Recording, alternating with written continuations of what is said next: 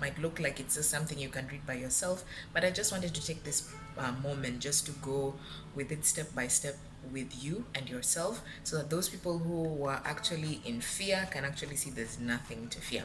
If you have any questions, drop them down in the comment section below. And since now I think I'll be a bit free, I'll be able to do regular videos and answer all your questions. Subscribe to the channel, alright, so that every time I post the video, it can be a different time in your country, but you'll always be alerted. Okay.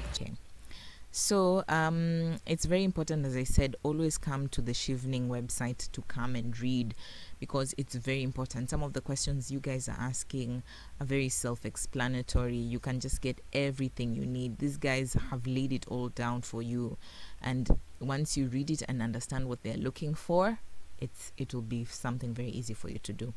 Oh, this is Peter. He's a Kenyan. We were in the same cohort with him. So here he was presenting, I think, something to do with his thesis study. Yeah. So under the courses, because you are supposed to select 3 different master's courses. All right. So for example, I, as a journalist, okay, I applied to 3 different universities. So currently where I studied was the University of Strathclyde. It's in Glasgow, and I am doing a digital journalism master's. Okay. I also applied to the University College London as well, and that was to do was it a digital media masters as well, something of the sort. It was just related.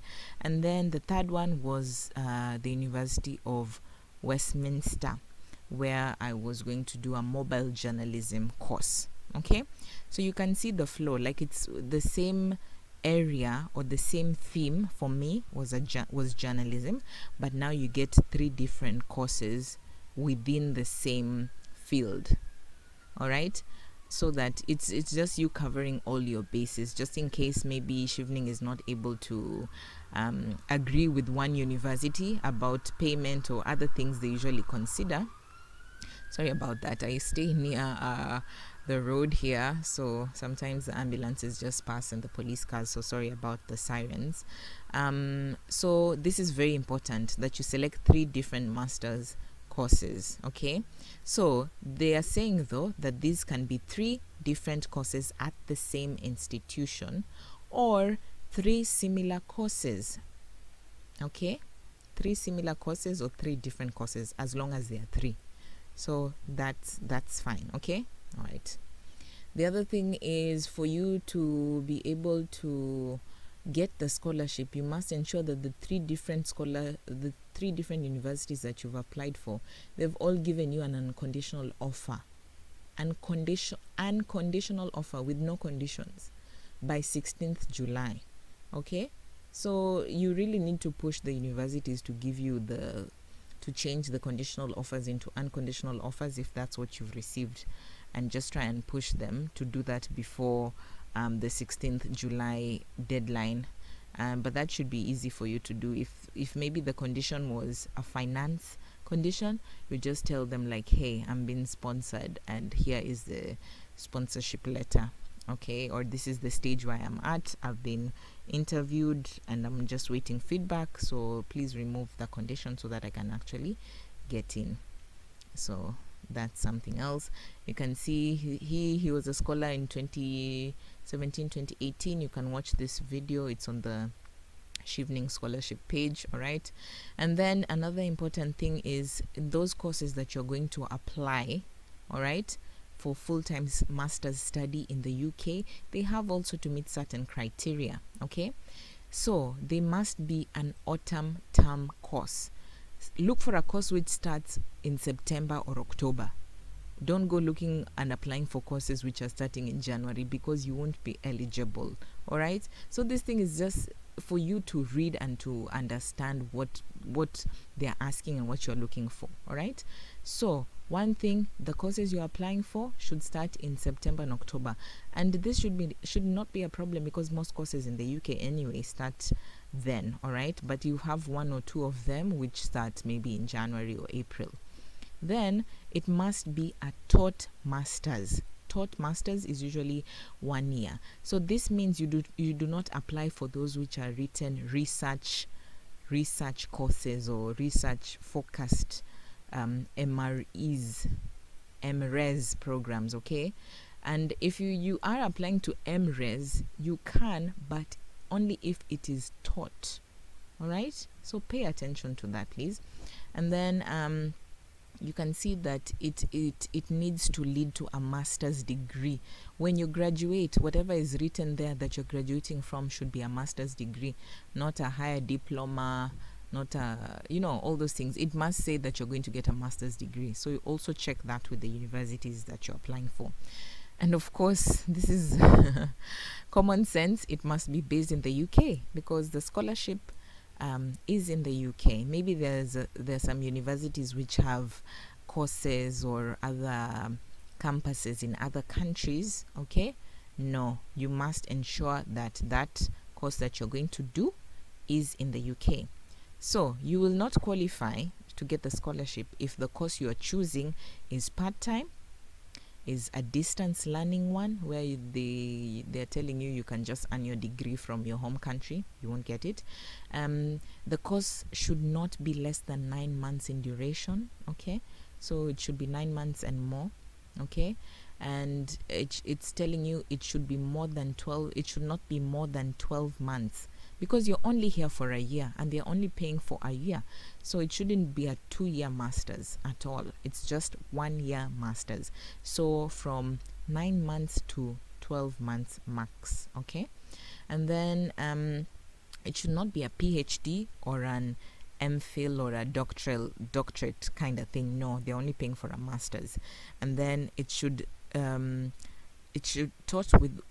taught, if it's a taught one, with more than 1 month of study outside the UK. Okay, there are some courses, like some of the people I was in the court, they were so lucky because the universities they were choosing for the particular course, they were able to study also in another country. Like one of my friends at Edinburgh, they had like a field trip to go to Morocco and it was paid for. It was part of the school fees. It was so nice. They went to Morocco, spent 2 weeks studying there. So if your course has one of that as a pack, you should ensure that it's stipulated there that it is not more than 1 month. And this actually makes sense because Chevening wants you to spend all your time in the UK.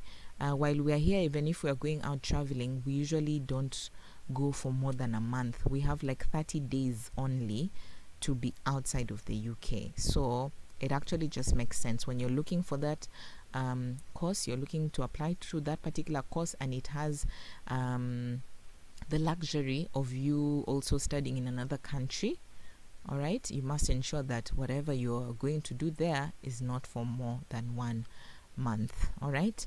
I know there are people who are going to ask, but if I want to study an MBA, does Chevening cover that cost?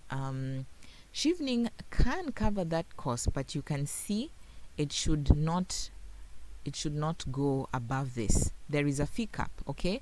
For the MBA programs that require you to cover an additional cost of over 18,000, okay? There is a fee cap applied to MBA programs that requires you to cover any additional cost over £18,000. So if your MBA program is maybe £20,000, okay, they can take you on, but you will have to pay the 2,000, which is extra, £2,000 extra yourself. Okay. Another thing is for London-based campuses, you find some universities have maybe they are situated, their main campus is somewhere else, but they also have a London-based campus.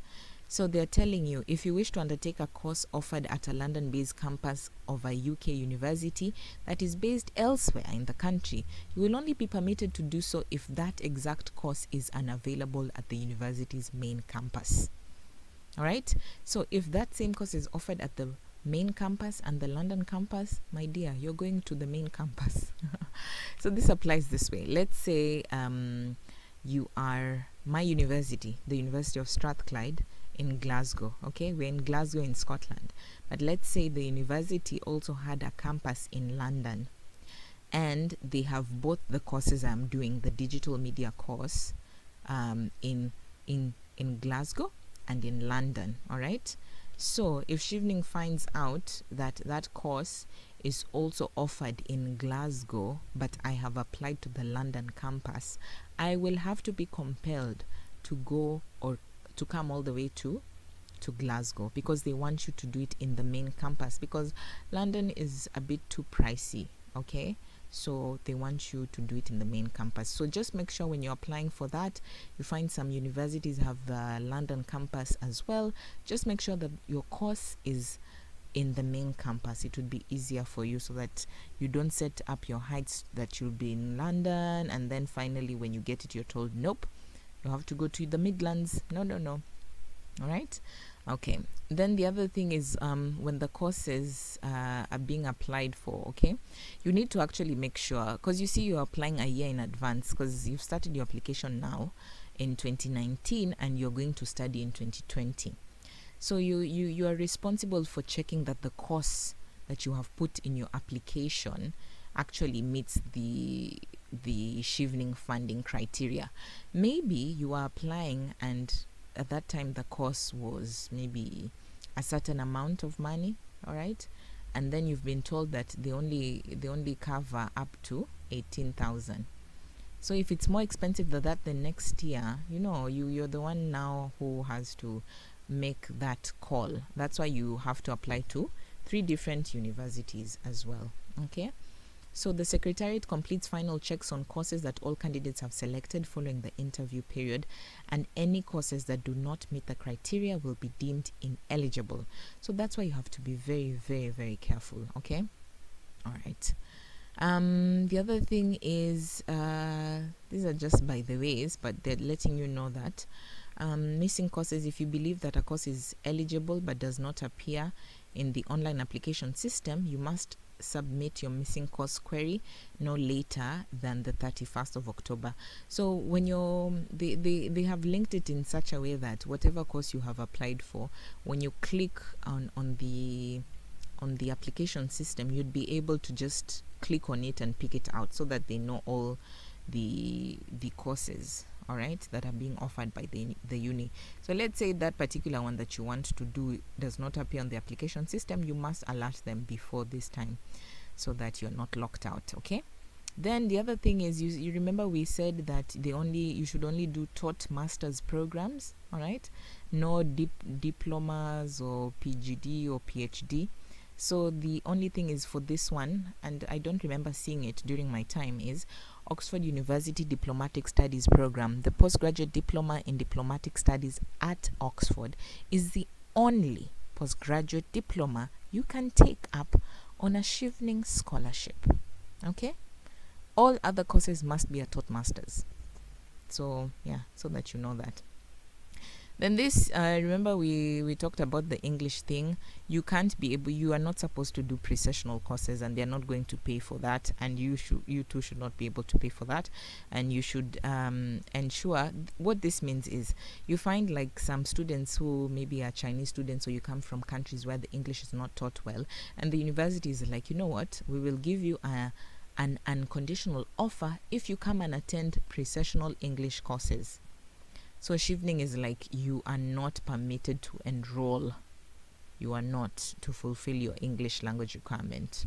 So try and look for a university which can either accept you the way you are with your English undergraduate skills, or a university which will say yes to one of those English tests that we talked about above. Okay, if they can say yes to IELTS or PTE or Cambridge, whatever, that should be it. But you should not go and do a pre-sessional course. It's not allowed. You'll be kicked out. All right. Then the only thing for you to be able now, once you've been chosen and it's the final leg, they need to see evidence of an unconditional offer from one of your 3 courses. One of your 3 courses they need to see. So when you're actually applying and you found maybe you got one unconditional course and the rest are conditional conditional offers, at least one of them must be an unconditional offer. So if you see it's still a problem, that's why you're being told just apply to as many unis as you can, because one of them should be able to give you an unconditional offer. Okay, but they're telling you we can accept a conditional offer if the only outstanding condition is finance. All right, like for my uni, they were like, okay, we are giving you a conditional offer until you pay a deposit. And then I was able to just negotiate with them and tell them, listen, I need you to actually send over a copy of an unconditional offer, because the only thing that is holding it is a fee, okay, a deposit, which the scholarship is going to cover. Right? That's it. So that's very easy to understand. You see, everything is actually explained in the website. All right.